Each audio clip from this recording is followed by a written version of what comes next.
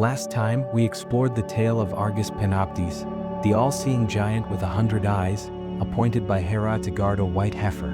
But this heifer was no ordinary cow. She was Io, once a priestess of Hera, now cursed and cast low by the jealous queen of the gods. Today we tell the full story of Io, her torment, her love, and her long, aching road to freedom. The story of Io. Io was no ordinary mortal. She was the daughter of Inachus, the ancient river god of Argos, the very same Inachus who brought the worship of Hera to the land. Io served as a priestess in Hera's own temple, devout and radiant, a living symbol of loyalty. Mortals admired her. But it was Zeus, the thunder-wielding king of the gods, who burned with desire. Io resisted him at first, holding true to her vows. But fate can be cruel, and oracles even crueler. Her father, swayed by prophetic warnings, cast her from his house. Alone and vulnerable, she could not escape the gaze of Olympus. Zeus descended. To cloak his seduction from the ever-watchful Hera, he shrouded the world in thick, rolling clouds. But Hera, goddess of marriage, queen of suspicion, saw through the storm. As the mist parted, Zeus stood alone, and Io was nowhere to be found. He transformed her into a glowing white heifer. When Hera questioned him, Zeus feigned ignorance with divine indifference. But Hera smiled, a cold, knowing smile, and asked for the beautiful cow as a gift. Trapped by pride and wary of revealing the truth, Zeus handed Io over. Hera tethered the heifer to a sacred olive tree at the Argive Heraean and summoned the perfect warden, Argus Panoptes, the giant with 100 eyes. No one could escape Argus. His many eyes never slept all at once. He was always watching, always waiting. Chained to the olive tree, Io wandered in circles, her human soul trapped behind bovine eyes, suffering in silence.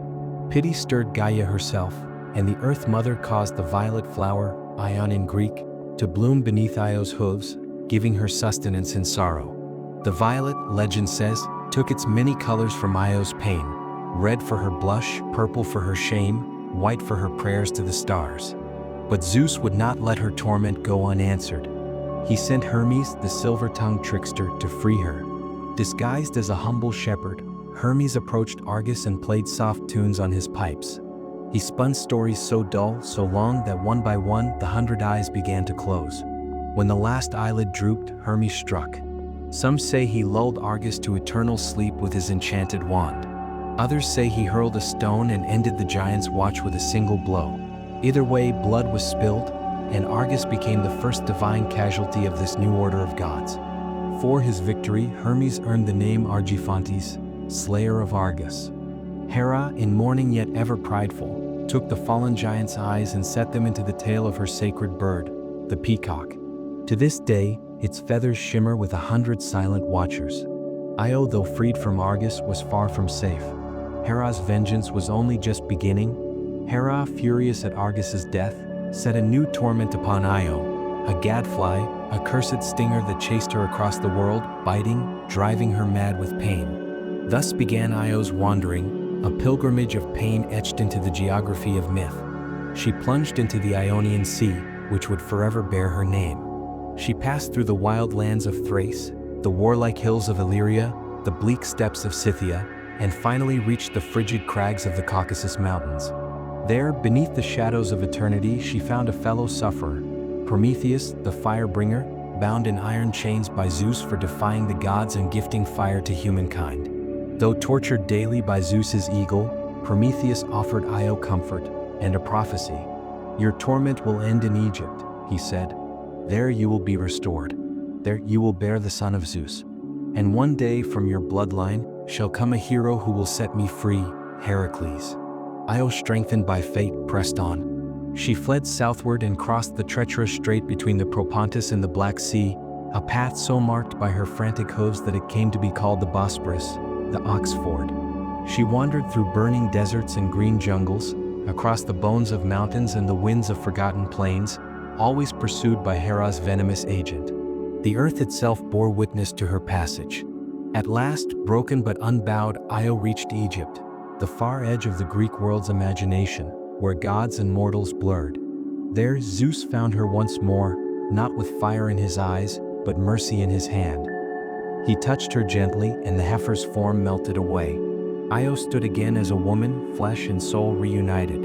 In the land of the Nile, she gave birth to Zeus's son, Epiphus, and in some tales, a daughter, Charoessa. She later wed King Telegonus of Egypt, and their line would stretch across time and continents. The Egyptians, seeing divinity in her trials, honored her as Isis, a goddess of motherhood, magic, and transformation. From her bloodline came Danaus, who would return to Greece with his 50 daughters, the Danarids, immortalized in Aeschylus the Suppliants. His daughter Danae would bear Perseus, slayer of monsters and founder of Mycenae. And from Perseus's line would rise Heracles, the lion-clad son of Zeus, the liberator foretold by Prometheus himself. Thus did Io's suffering birth a legacy, not just of kings and heroes, but of continents named in her honor, and myths carved into the maps of both heaven and earth. Io began as a mortal priestess. She was loved by Zeus, cursed by Hera, and hunted by pain across the world. But she endured. She survived. She transformed.